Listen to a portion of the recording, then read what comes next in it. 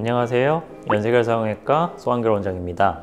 오늘은 코끝 연골 재료에 대한 이야기를 한번 해보려고 합니다.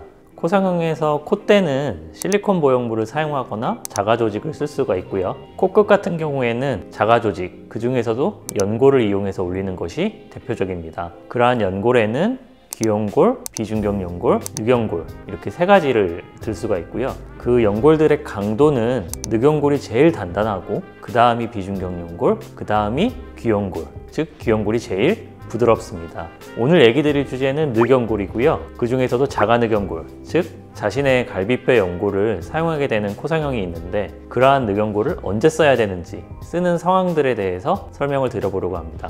영상 시청에 앞서서 저희 채널에 대한 구독과 좋아요도 부탁드리겠습니다. 먼저 드리고 싶은 말씀은 코 수술을 한 이후에 코 모습의 변화에 대한 것입니다.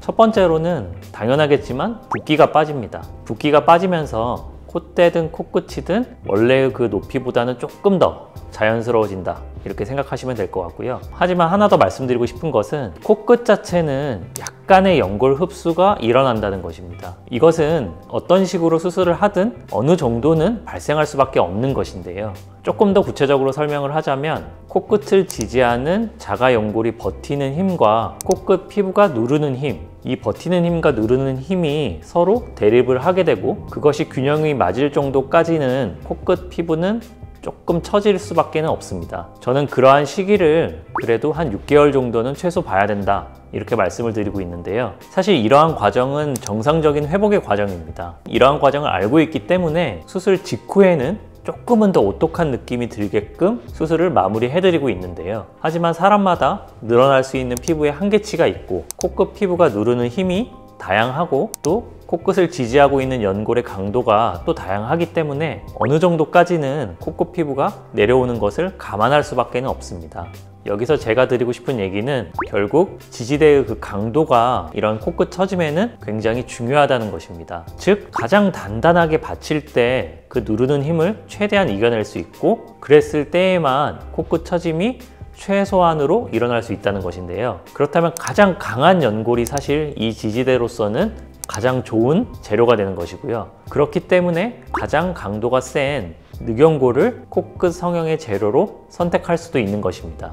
그래서 이러한 이유로 늑연골이 사용되는 것인데요. 여기서 조금만 더 나아가서 늑연골을 사용하는 상황을 크게 두 가지 정도로만 꼽아보고자 하는데요. 첫 번째는 늑연골을 어쩔 수 없이 사용하는 경우입니다. 즉 다시 말해서 늑연골 외에는 다른 선택지가 없는 경우인데요. 앞서 말씀드린 비중격 연골이라든가 귀연골 등을 이전 수술을 통해서 사용을 이미 하신 경우, 그러한 경우에는 사실은 따로 더 추가적으로 사용할 수 있는 연골이 없는 경우가 있고요. 즉 코 재수술인 경우인데요. 그럴 때에는 선택지가 자가 늑연골을 사용할 수밖에 없는 경우가 있습니다.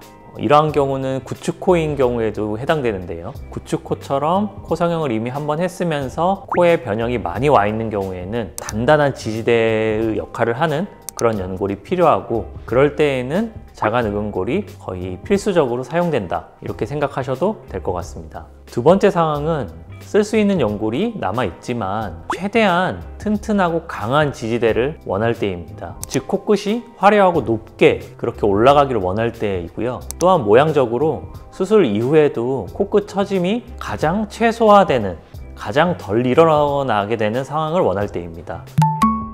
수술 전에 CT나 상담 과정에서 그런 촉진을 통해서 비중격 연골이라든가 귀연골의 양이라든가 그런 강도 등을 대략적으로는 판단해 볼 수 있는데요. 그렇게 판단했을 때 그런 연골들이 조금 단단함이 부족하다면, 즉 강도가 약하다면 첫 번째 선택지로 늑연골을 먼저 사용을 해볼 수도 있는 것입니다.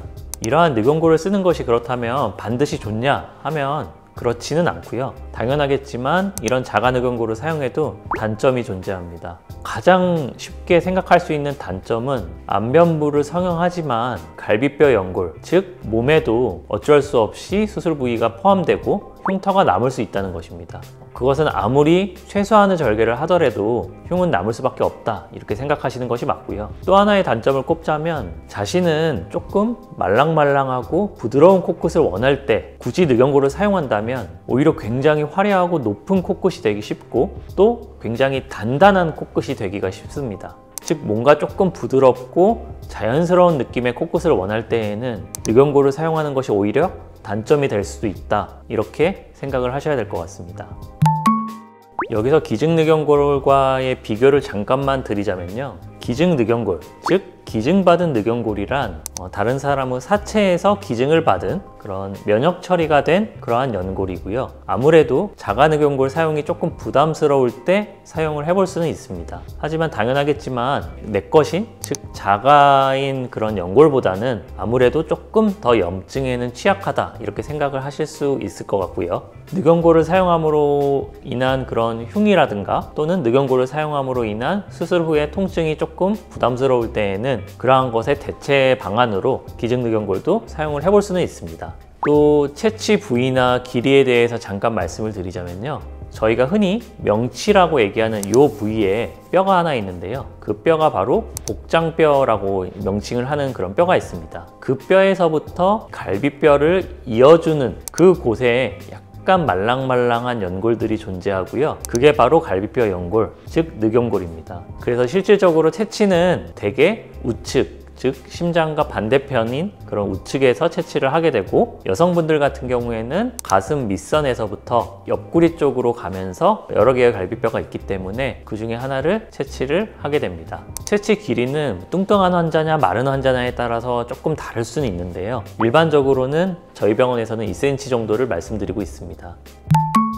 저희 병원에서 진행된 자가늑연골 케이스를 잠깐 보여드리자면요, 수술 한 달 전후 정도 되는 사진이고요. 이분은 타 병원에서 코끝에만 귀연골을 사용해서 수술을 진행하셨고, 콧대의 보형물은 사용하지 않으신 분입니다. 기존의 콧대가 어느 정도 높이감이 있어서 따로 더 보형물을 사용하진 않기로 하셨고요. 콧대는 그대로 무보형물로 진행하고 코끝을 최대한 오똑하게 올리기를 원하셔서 코끝에는 자가늑연골을 사용하셨습니다. 또한 기존에 사용하였던 그런 귀연골은 재사용을 해드렸습니다. 그래서 수술 한 달째의 모습을 보시면요, 수술 전보다 훨씬 더 코 옆 라인이 매끄러워진 것을 확인하실 수가 있고, 무엇보다도 코끝 높이가 훨씬 더 오똑해졌다, 이런 느낌을 받으실 수가 있습니다. 오늘은 자가늑연골을 이용한 코 성형에 대해서 말씀드려 보았습니다. 모든 수술이 그러하지만 꼭 다 장점이 있는 것만은 아니고 다 단점만 있는 것도 아닙니다. 자가늑연골은 그러한 재료가 꼭 필요한 상황에서는 굉장히 큰 장점을 발휘할 수 있는 유용한 코 성형 도구라고 생각을 하고 있고요. 다만 안면부 수술이지만 체간에 흉이 어느 정도 남을 수밖에 없는 점, 또 조금은 오똑하고 딱딱한 코끝이 될 수 있는 점, 이런 점들이 단점이라고 꼽을 수 있겠습니다. 그래서 현재 본인이 갖고 있는 코의 상태라든가 또 최종적으로 원하는 코의 모양, 그런 것들을 의료진과 충분히 소통을 통해서 한번 상담을 해보시고요. 만약 자가늑연골이 필요하다면 자가늑연골을 쓰셔도 괜찮고, 그렇지 않다면 그 외의 비중격 연골이라든가 귀연골로도 진행을 해보실 수는 있습니다. 오늘 제 설명이 자가늑연골까지 염두를 하고 계신 코 성형을 처음 준비하시는 분들이나 코 재수술을 고민하시는 분들께 큰 도움이 되었으면 하고요. 추가적인 궁금한 사항은 댓글을 남겨주신다면 답변 드리겠습니다. 지금까지 연세결 성형외과 소한결 원장이었습니다. 감사합니다.